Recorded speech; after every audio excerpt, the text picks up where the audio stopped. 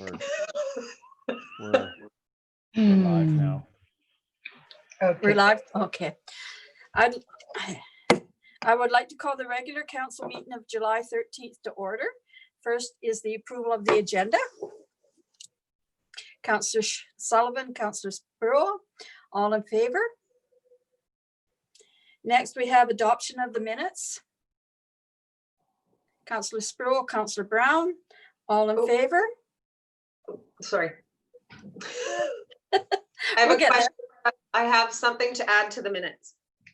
Okay, There was we missed the motion to the around safe supply and et cetera during the new business section, I believe.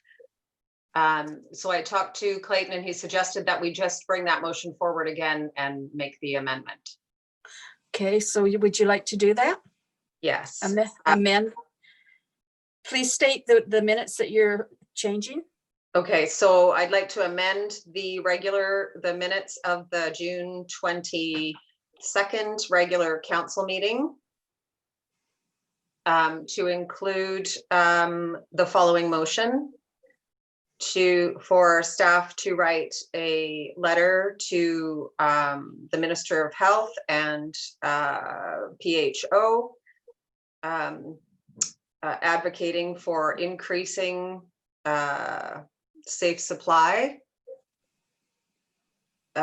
including extending access to safe supply beyond COVID, and to provide training for physicians on what's it called? Prescriptions and administering safe supply. Seconder? With this and CCing the Island Health lead. Thank you very much. Seconded by Councillor Kettler. All in favor? Carried. We Thank have no delegations, no unfinished business, no correspondence, right into reports. Recommend that council receive the COVID-19 open council meeting report. Councillor Sproul, Councillor Sullivan, all in favor? Carried.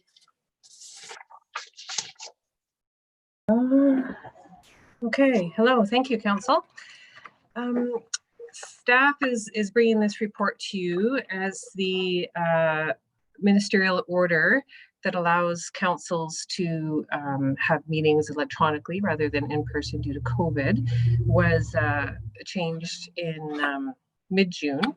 And there was some concern across the province to ensure openness and transparency of governance and council meetings. So the minister is asking councils to make their best efforts to make sure that council meetings are open and transparent and accessible to the public. So the staff report is recommending that staff start working on a safety plan, and we continue the efforts to bring in a video conferencing system so we can continue to live stream council meetings once we move back to in-person meetings. But for the interim, that we continue regular council meetings using Zoom and live stream and use the practices that we've been using so far, making sure that council meeting agendas are available on the website, the full packages, making sure that we do question period. We allow people to ask questions during the meeting and those sorts of things. So there's a recommendation there for council if council concurs with that recommendation. Any questions concerning the report? Someone like to move the report then? I'll move that. Where do I start? Number 2? Yes. That the council determine that members of the public not attend open meetings of council and other bodies until staff have developed a safety plan for open meetings. And move the council continue to hold open council meetings electronically and until there are facilities available that allow in-person attendance without compromising the option of viewing the meeting electronically, live stream or recorded. And the council ensure openness, transparency, accessibility, and accountability for open council meeting by A, providing notice of the meeting on the village website, and the village office window. B, providing the full agenda package on the village website. C, allowing the public to hear and see the proceedings by electronic means. And D, allowing the public to submit questions for question period by email. Seconder, Councillor Sproul. I'd like to just add a comment here that I would like to thank staff for all the extra work they've had to do with this. It's just a tremendous amount of work. And thank you very much to Clayton and to Rachel for keeping us legal. That's a very important part of the process. So thank you. So all in favor of the motion? Carried. Next. Recommend that council receive the Village Park Court Upgrades Project Scope Update and Budget Reallocation Report. Councillor Brown, Councillor Sullivan. All in favor? Carried.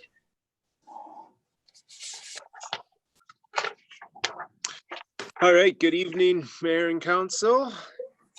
So this report proposes an option where we could proceed with some rather significant improvements to the existing tennis and basketball courts, where we would get a couple of pickleball courts at the end, a much improved tennis court, and some upgrades to the basketball court as well. It proposes to reallocate some existing budget available in the Parks Capital budget this year that will not be spent for various reasons on those projects.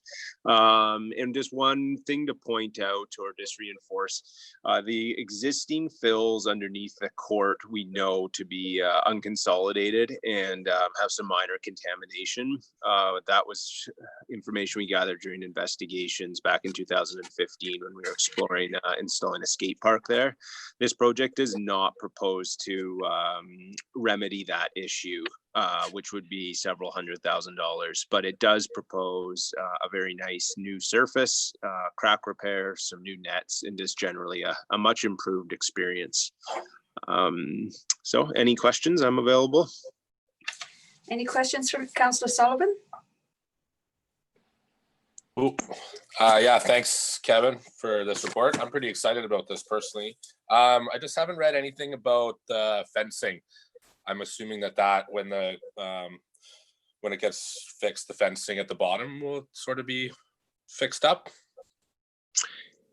There's a little bit money left over in the contingency. The actual scope doesn't include any major overhauls to the fencing. Fencing a court of that size is rather significant, and we felt that this proposed scope of work was already a fair amount of money.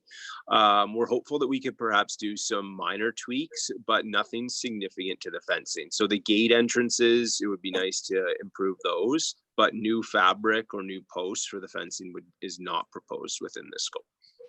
Okay, thank you. Someone else? No. Hi, Councillor Kettler. Yeah, I was just wondering about the funding sources.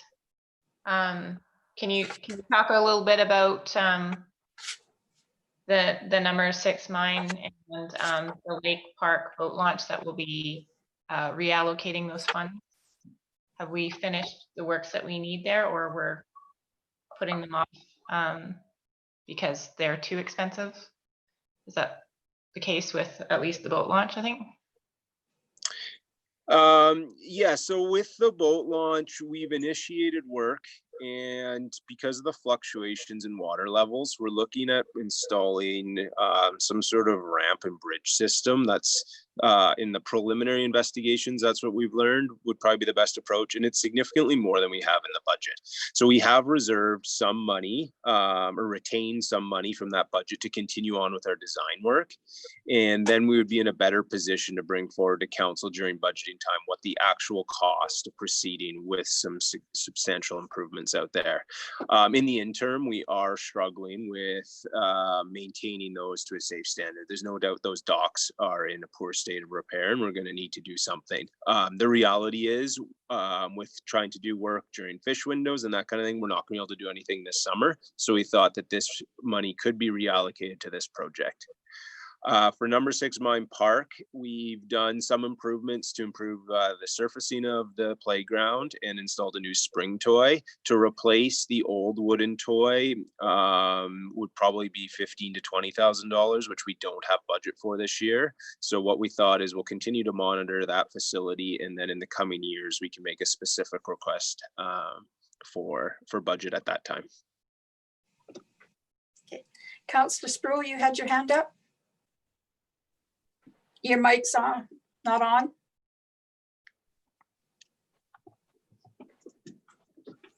I don't know how to control my other phone. Yeah, I was concerned about the number 6 mine site toy. I wondered, the other one, there is a wooden toy there right now, and for what reason would we put another one in there? At what point do we know that the one that we have right now is totally finished with? Like, I'm just wondering if it's still safe, the one that's there. Oh. Yes, it's been inspected and we're monitoring it. Like anything would, over time it deteriorates, but we're not at the point now where it's deemed unsafe and due for replacement on an urgent basis. Okay. And could I have a second question?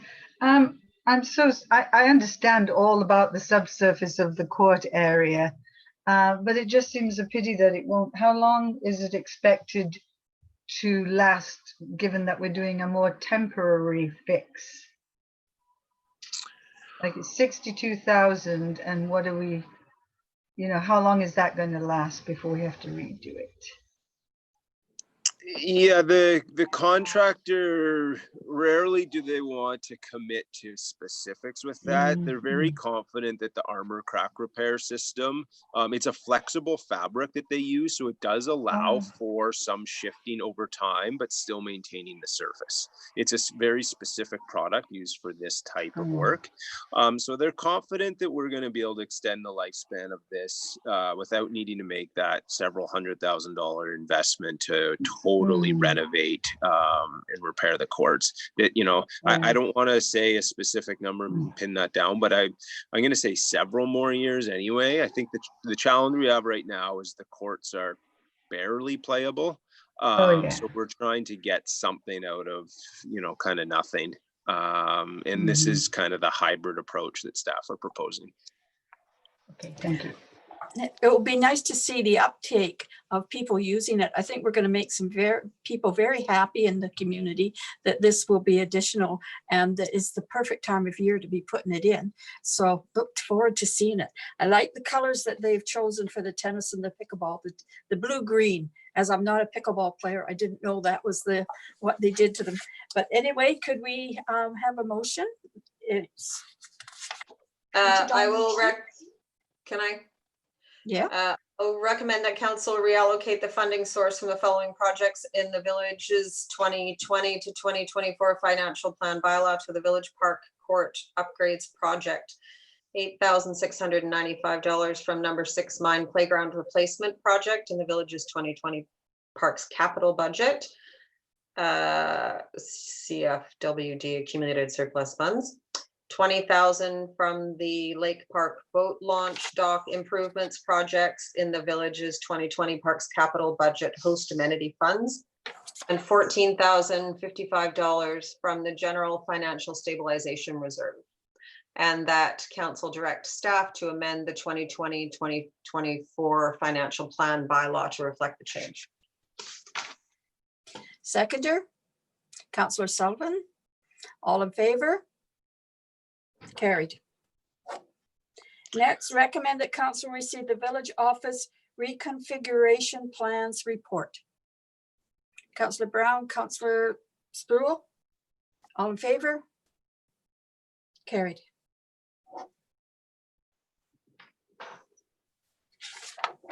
Okay, Your Worship, thank you for the opportunity to present this report. So what you have in front of you here is a proposed plan for some upgrades relating to the village office.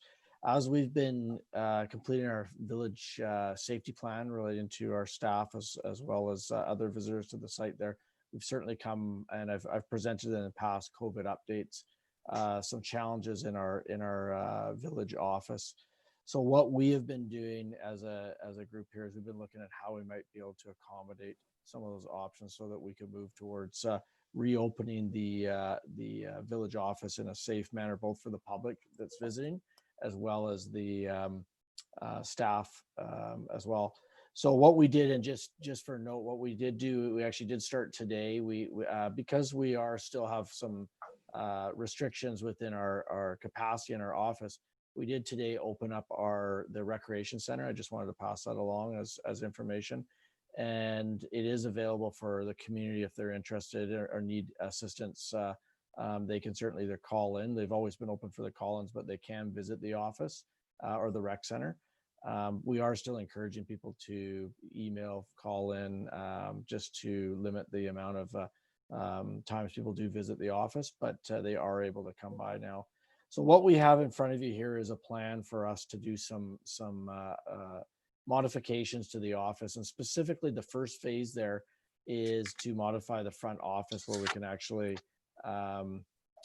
have two separate entrances there, one for staff and one for the general public. Have a dedicated lobby area as well as barriers that have been put in. Include a meeting space, or what we'll call flex space, that would allow staff to meet with clients, or the staff to meet as smaller groups, because right now we have limitations in our offices about how many people could actually meet in each office. And also the front office, for those that have been in there, we do have a number of people in the front office there, and the separation doesn't quite meet the requirements that we need. And so what we'll be looking at is creating new workspaces in the front office. So the phase one is really to upgrade that front office so we can reopen and begin that process. The other phase are certainly things that we'd be looking at down the road there at a future date. One of the aspects that is part of our capital plan right now is review of our facilities, and the office is one of those facilities. And so we will do a more in-depth look at the actual office spaces as well as the other facilities around or within the village. And so as part of that, what is the future use of the old fire hall, and we'll need to get council's direction on that. And so we'll be bringing that information or some other options for council to consider at a future date here. But right now our focus is looking to see if we can reopen in a safe manner here. So I'll leave that all. I don't know if there's open to certainly any questions or. Councillor, Really? Councillor Kettler. Thanks, Mayor. So I do have some concern. I certainly want to make the office safe and workable for employees and public, and I think that there's probably upper levels of government funding sources to do that. As far as phase 2 and 3, though, I really don't want to invest too much into this building, and in particular, the fire hall. We know that it's really not in good shape. It's not seismically stable. It's part of why we had to go and build an entirely new one. So we know that's going to take a lot of money to bring it up to code and to a place where we would want to put employees in it again. So I would like to see us go back to our facilities plan and look at the replacement of all those buildings. We have talked before about doing partnership with Co-op Housing, and have had Tom Armstrong come from the Federation of Co-op Housing and talk about how he could be doing co-op housing on upper levels of a building, and we could have the office space below for our municipal buildings, basically just with the contribution of our land. and the Federation and their investment and land trust branches would be the developers and taking care of the rest of those costs. So I think there's ways that we could get the buildings that we would desire and for our municipal purposes, new buildings for those purposes, rather than putting a bunch of money into these older buildings that we will likely have to replace in the near future. So I see that the recommendation is to authorize all 3 phases. I wouldn't be willing to do that. I would be willing to authorize the first one in the hopes of getting some of that money back from federal and provincial government for COVID and the upgrades needed to deal with COVID. But I wouldn't approve 2 and 3 at this point. Thanks. Councillor Brown? Thank you. I have similar concerns about the phase 2 and 3. And I also wanted to just express how badly our village office does need this work. The village has doubled in size at the very least since that office has been added onto in any significant way. And we have basically staff on top of each other, which is not only not safe for COVID, but probably not terribly comfortable to begin with. So understanding how badly we need this, I also am reluctant to invest in that block of buildings to any significant amount because of the current state of them and because of potential opportunities like Councillor Kettler mentioned, creating something that would not only provide for our needs, but possibly the needs of others as well. So I would be happy to support phase 1 and then move forward with the other phases with some more consideration of funding. And I also have a question that is all of this reconfiguration of the front office due to COVID, and can we recoup those costs through the state of emergency funding? So that's a good question. And one of the areas that we are hearing is that there is some funding that is going to be coming this fall in relation to municipal and local governments and conducting any sort of modifications or changes to their actual facilities. We don't have the details on that right now, but that is information that we're getting in this, and the information that we're hearing is for projects that would be quick turnaround, that could be done within a year's period, and do focus on COVID response. So we are looking or monitoring that for when that comes through, but we are hearing that it's probably the fall when that is. But it's not a certainty yet. But that looks like the fall that will be those funds will be released. We are looking at a lot of other grant programs and monitoring them all. Unfortunately, none really fit specifically, other than this potential one that sounds like it'll be in place for the fall there. And just to maybe, if I could just step back to the phase 1, certainly within the report there we do talk about the facility assessment, and I agree it is an important piece of the puzzle, and I certainly support making sure council has all that information for all of the facilities so that we could look at what the long-term plan is and get council's direction on that long-term plan before we invest in that. And so certainly the phase 1 is kind of that priority. The other phases are ones that I believe would be beneficial to consider, but it's certainly not when we look at the overall organization needs and services with what properties we have. There may be a different outcome, and council may have some different information that would be provided at that time. So certainly the other phases can wait until we look at that bigger picture and allow us to move forward with more information, which could be part of some sort of grant application as well. Councillor Sproul? Yeah, thank you. Yes, I do support phase one. It's clear this design, I'm surprised actually that it can be reconfigured into so many useful areas.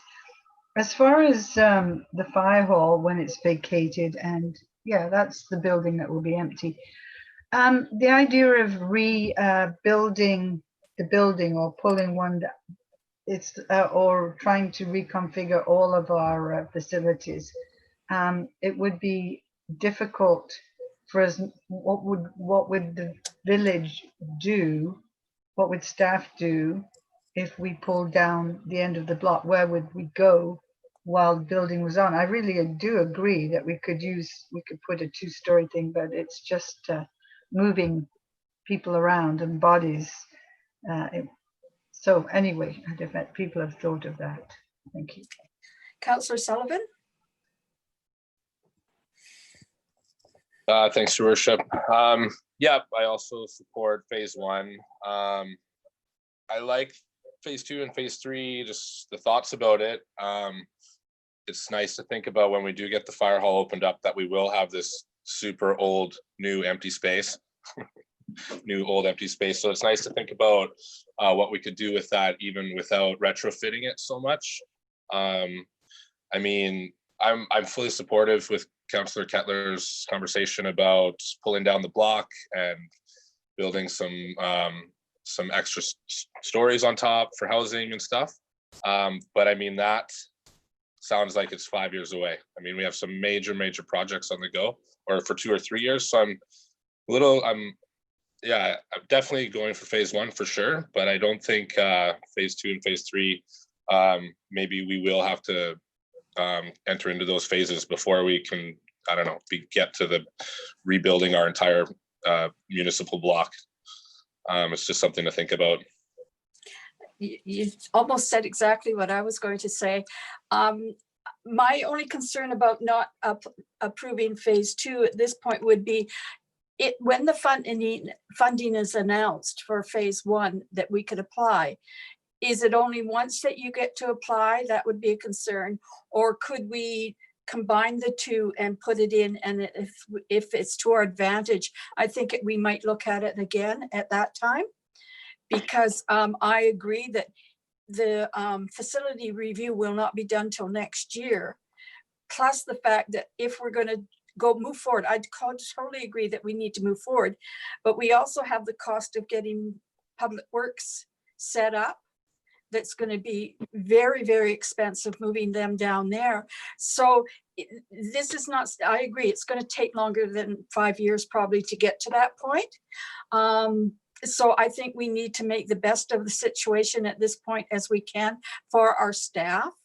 And even though it seems like a great deal of money, if we get so much of it from a grant, that will make a huge amount of difference too. But I certainly support the first phase is phase one, because we need to get the village office open at this point. Councillor Kettler, you had your hand up? Yeah, just a question for Clayton. Like, I think we've needed to have a meeting about not just the facilities review, but you know, the use of current facilities. Once we have the fire hall, there is a second level to that fire hall. You know, is there opportunity to use that space for employees? We have land that we purchased out on Union Road. Is there opportunity to lease an ATCO trailer and put public works staff there? You know, I think we really need to, you know, lay it all out on the table. What do we have? What do we need? What can we do in term to get to our until we get to our goal, sort of thing. So isn't that all coming in a facility review? And Worship, does yes. not the consultant that you hire bring all that forward for council to discuss and look at? Correct, Your Worship. Yeah, so the plan will be to look at not only the facilities, the existing facilities, but any properties that we have, and be able to report back on what and plan it out for the next 20 years, what that would look like, and different facilities. With the goal here to have the hope would be to have a number of concepts in place so that if there are future grants, we're ready to apply right away. If it's for a new public works building, I know it's always tough to find grants that fit that, but if there are grants that come up with that, also looking at our existing properties such as the block that the village office is on and what those might and I've already heard today and I've heard that through a few conversations with other people of different opportunities that we could utilize, and so that will be part of the whole report that'll come back to council, and we'll get some direction at that time for sure. Okay. Any further questions? Okay, someone like to make the motion? I'll move the council direct staff to bring forward an amendment to the 2020-2024 financial No, plan. sorry, Councillor, the first one. We have to move phase one. Okay, well, I'm only going to move phase one then. Move that Yes. council authorize the work associated with phase one relating to the village office modification concept, and further that move the council direct staff to bring forward an amendment to the 2020-2024 financial plan bylaw, cut a budget up to a maximum of 120,000 for phase one of the municipal office renovations to be funded by the general asset reserve renewal reserve. Seconder, Councillor Brown, all in favor? Carried. Next, recommend that council receive the annual property tax sale deferral option report. So Councillor Sullivan, Councillor Kettler, all in favor? Carried. Good evening, thank you. So every year, sorry, I'm just wondering if you can hear me. Sorry about that. Every year, there is a statutory municipal tax sale that needs to be held on the last September of the year at 10 a.m. And for 2020, the provincial government, as part of their tax measures for local governments due to COVID, is allowing council the option to defer that tax sale for 1 year. And they're also allowing an option to defer the redemption period by 1 year as well, that properties get.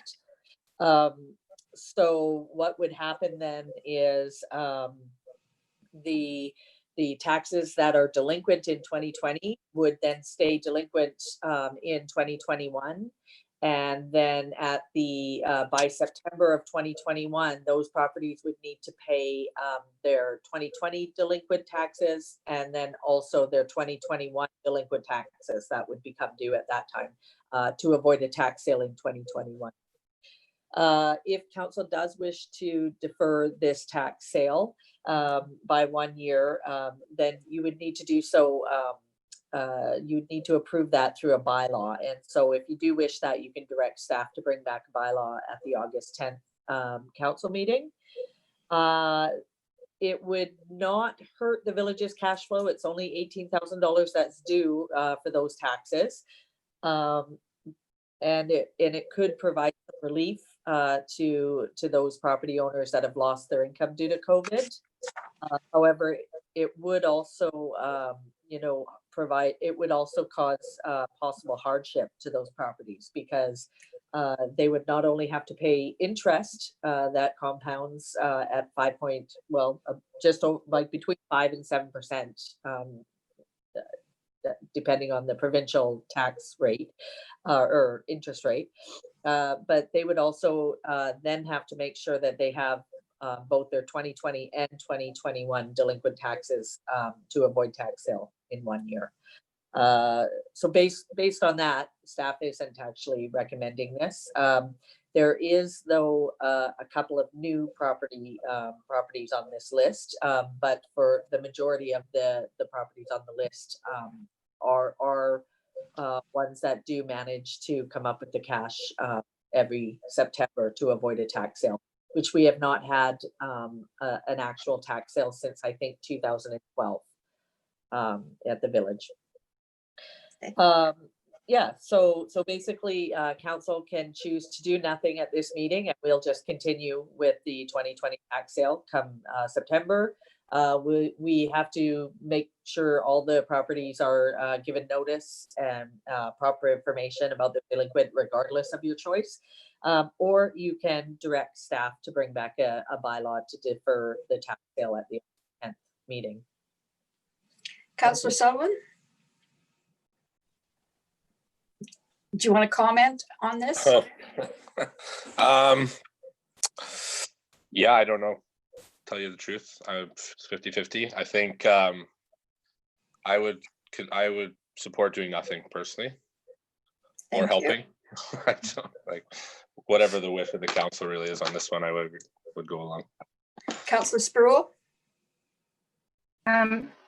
Yeah, I would say to do nothing. I can see the bind that people would be in, having double taxes to pay at the end of 2021. I'm not sure how many people this would affect, but it seems that it's really better for the homeowner to pay their tax on time, rather than compound the amount of money. Councillor Kettler? Yeah, it doesn't really seem like it would help the people that much, and that there's not that many that it would apply to. So yeah, I would just keep things the way they are, and make sure that the people are informed as to what the dates are. Councillor Brown? I'm just wondering if it's possible for us to, should we want to do nothing, but could we, are we able to waive that tax, the compounded tax? Through the mayor, where we don't have the option. It's a story. We don't have the option to waive taxes or any write off any current tax or any tax receivable. Okay, then no, I don't think it's helpful for people. I agree. I don't think it's helpful. I think they'd be in a worse position if we did this. So would someone like to make a motion that we stay the same? Do you want us a motion, Michelle, or do you just want it to leave it? I don't need a motion. It's fine. Okay. Just want to keep the.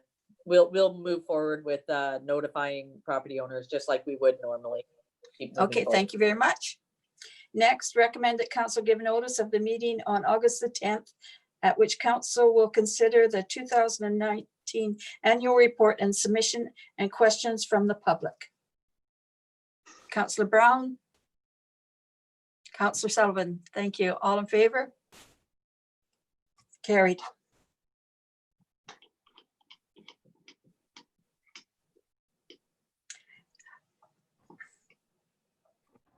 Thank you, Council. The annual I report. read the motion. I'm sorry. Yeah, that's okay. I wasn't sure if you wanted me to speak. We already passed it now. Yeah, we always I just guessed it. Move on. I always have to do something. Okay. I'll just present it for the audience then. So every year, local governments in BC have to present an annual report to the public. The purpose of this report is to get any feedback from council on the draft report that's presented here, if council wants any changes to it, and then ask direction to give notice. We have to publish notice in the newspaper of the meeting at which it will be formally presented, which we're proposing is August 10th, which is the regular council meeting night. So an annual report includes the audited financial statements from the previous year, and those have already been presented to the public earlier this year by the auditor and approved by council. The value of tax exemptions for the previous year in the report. We've done a brief synopsis on municipal services and operations for 2019, as well as this progress report on council's strategic priorities, and Also, we've included Council's Code of Responsible Conduct that you adopted last year, and a little bit of information on your service agreements and community grants. So if there's any other information that Council would like to be included or any changes to the report, happy to have that feedback. Councillor Sullivan? Just a correction for the advisory committees that Councillor Brown sits on the accessibility committee and not me anymore. Okay, thank you. Okay, anything else? Councillor Brown? Yeah, thank you, Councillor Sullivan. I was going to do that. And I also note that in the strategic priorities list, the housing needs report, I think says in progress or something, but it's done, isn't it? It was So let's tick that box. recently, yeah. Yeah. Okay, yeah, I can make those changes. Okay, so someone want to make the motion? Didn't we already do that? I mean, I'll it's- move. Oh, Now that we've talked about it and changed it, I move the council give notice of the meeting on August 10th, 2020, at which council will consider the 2019 annual report and submissions and questions from the public. Second. Second. Councillor Brown, all in favor? Great, thank you. Next, recommend that council receive the Union of BC Municipalities Cabinet Ministers meetings. Councillor Sproul, Councillor Kettler, all in favor? Carried.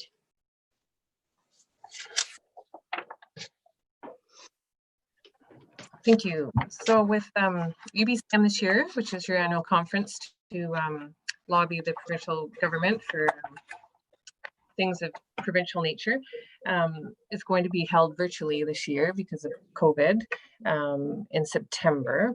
There's still the opportunity to meet with cabinet ministers by video conferencing, and probably not during those conference days, but I believe it's outside around that time though. So in the report, I've listed all the meetings that you've had in the past, just to refresh your memory, as well as the list of cabinet ministers that are available to meet. So we're asking council to determine which cabinet ministers they'd like to put in a request for, what the topic would be, and what the priority would be if there's more than one.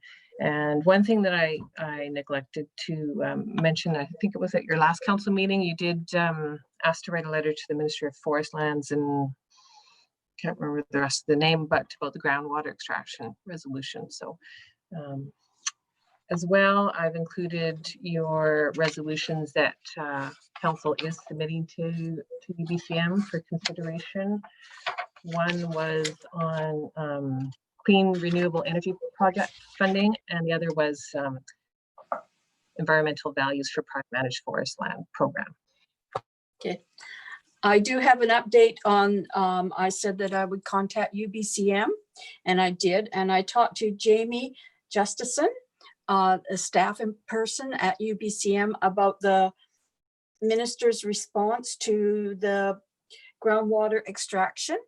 And it goes no further. The ministry answered the letter and they will do nothing further. And we talked about next steps, and she said you could put in another resolution, but there's no guarantee that the same thing wouldn't happen again. And I commented that what we would likely do is have a meeting with the minister at UBCM. And she said, that's a wise decision to do that, and then follow up the next year if you want. But they're obviously not going to take it any further than what they've already done. So makes sense that we would need to go and make an appointment and talk with them about it. Okay. So that is Minister of Forest Lands, Natural Resource Operation and Rural Development is the minister that we would go and see. So do we want to go? We'll go around the table and see who everybody would like to see.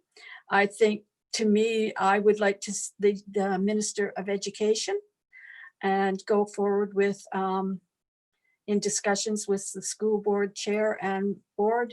We said that we would lobby on their behalf to the minister, and I think this would be an appropriate time to do that.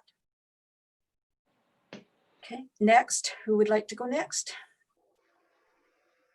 Councillor Sproul? Yes, thanks, Mayor.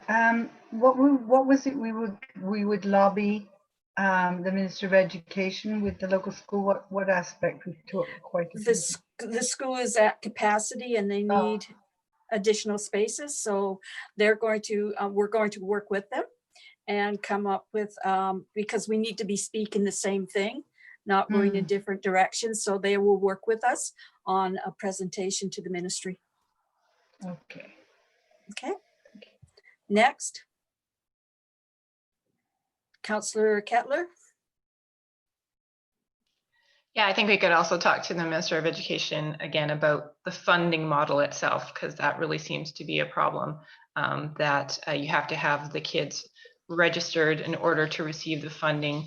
We can't really anticipate ahead of time, you know, based on past growth, what we'll need. So we kind of end up with the kids and we don't have the facilities for them until the next years. So that's something I think we could also talk to the Ministry of Education about.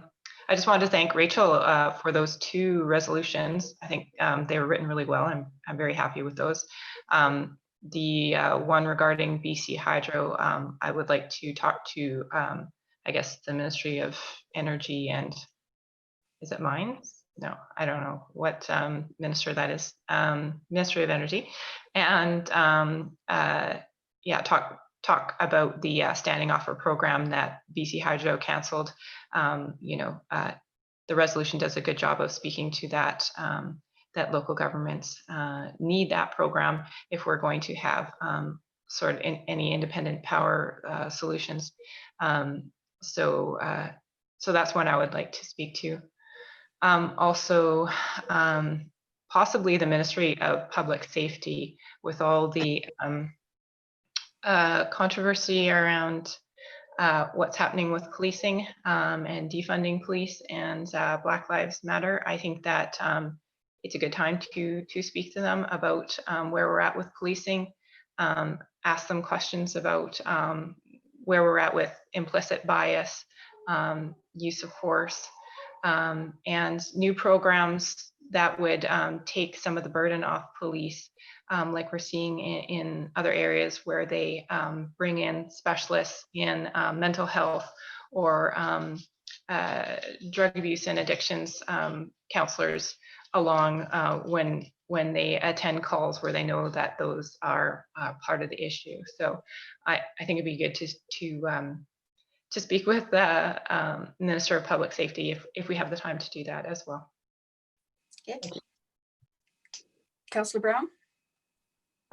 So I was gonna thank you, Councillor Kettler. I had similar thoughts about policing, and I was actually going to suggest that we speak to the Premier, because we first to cover more, so that we could maybe cover more than one ministry in one sit down, because we've met repeatedly with forest lands and whatever it is, due to our private managed forest lands and our water system and those conflicts that we try to mitigate with them, and have had some limited success. And also the groundwater issue that sits with that ministry inappropriately, I believe. So I would like to have that conversation with him. And I would also like to have the conversation around policing with him, and the fact that we're going to hit 5,000 very soon and be paying a small fortune for our policing, and that we have consistently been unable to get the type of policing, preventative policing, relationship policing, community building policing in the village, that I just think maybe it's time to talk to him about those things. And I just Also, sorry. Go ahead. You're finished. And I also agree that that working with the district to talk to the Minister of Education would be helpful. So happy to do that. Councillor Sullivan.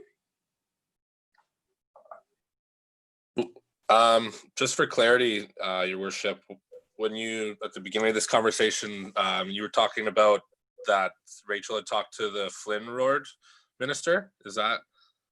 I'm sorry, I missed the beginning of what you had said, that Rachel had already talked to one of the ministers, and I didn't hear what they weren't going to do anymore. No, that was UBCM staff that I Oh, spoke to. okay, sorry, I totally misheard. Well, I mean, as everybody's mentioned, we've talked to the Flynn Road guys all the time. Still, because of the COVID, they stopped the slash burning for this year. But I mean, it's always worthwhile to, I don't think that's a policy. I think that's just for this year. So, I mean, we're always meeting with them every year, but I feel like, you know, and talking about our watershed logging again, and just the protection and looking over us for that kind of stuff, it's always worth beating down their door every time, I think. Yeah, that's pretty much all I have. I agree with everyone else's suggestions. And the other thing I would like to add to the one with the premier is gaming. And as we have a casino in the Comox Valley, and Courtney gets all the funding, and I've since found out that the check to Courtney comes from the province. So I think the province does have a say in this, on how that money is divided. And I think we need to address that. I know we've talked to the city of Courtney, and they're unwilling to give us the funds. They use the funds the way they wish to use them. So I think we need to address it further, take it further. Okay. Councillor Brown? I also noticed that we have an opportunity to meet with BC Hydro specifically. So I wonder if that might be the way to deal with the BC Hydro specific things. Well, there is a member of the BC government that sits on BC Hydro, but I'm not sure who has the power and say in that, what's going on, but we've had some issues this past year with Hydro, and I think we need to talk to them. I actually have them highlighted on mine to ask for a meeting with them. The other meeting I would like to have is with Island Health and talk about our facility in the village. And there's some things that need to be addressed there. And I think having a meeting with the chair is appropriate.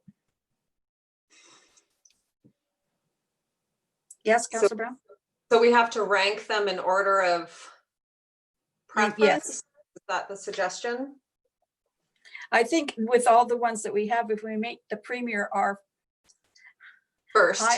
first one, then that would be very important to do that. And who would you rank as second?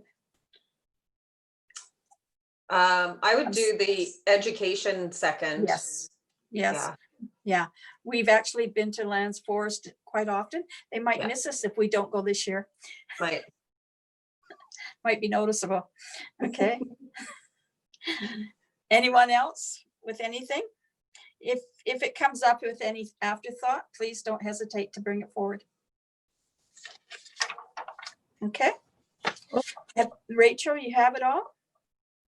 I think so. Just clarify that you don't want to request the meeting with the public safety minister about policing. That will go to the premier instead.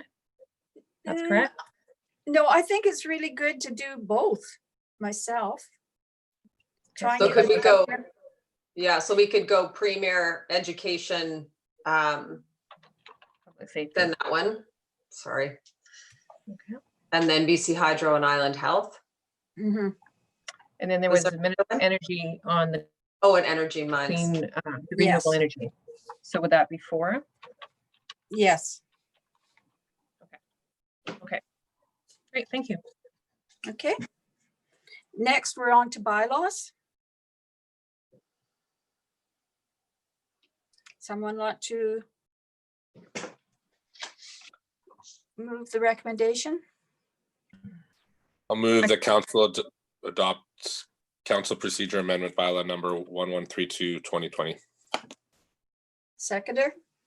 All in favor? Councillor Sproul? Are you voting? Okay. Thank you. Next, new business, none. Notice motions and announcements. The Village Hall meeting is on July the 20th at 7 p.m. by registration. to info@cumberland.ca. And accessibility committee is July 21st, 2020 at 10:30 a.m. by video. Question period. Please send your questions. Oh, sorry, Councillor Kettler. Yeah, I was just wondering, is that Village Hall outside? Are we having that in the park? They haven't made their decision yet. Okay. If the weather is appropriate, then it could be. Rachel, you can give more detail on it. I've been working on that safety plan we spoke of earlier in the meeting, and just so if necessary, we have basically 3 options. We could have it outdoors in an accessible space at the cultural center upstairs, or by video conferencing. So at this point, I would say most likely at the cultural center, but depends on numbers. I think we have about 5 or 6 people registered so far. So get your registrations in. Okay. I vote Next. for Village Square. Question period. Please send questions by email to info@cumberland.ca using subject line question period. Please note, limited to questions only. Thank you, and we will give it some time to take effect.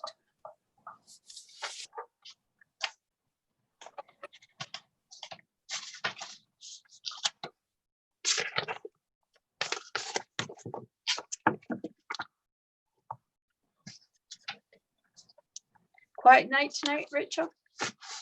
I think it is. There's no questions, and we only have 4 viewers, and I'm sure most of those are staff.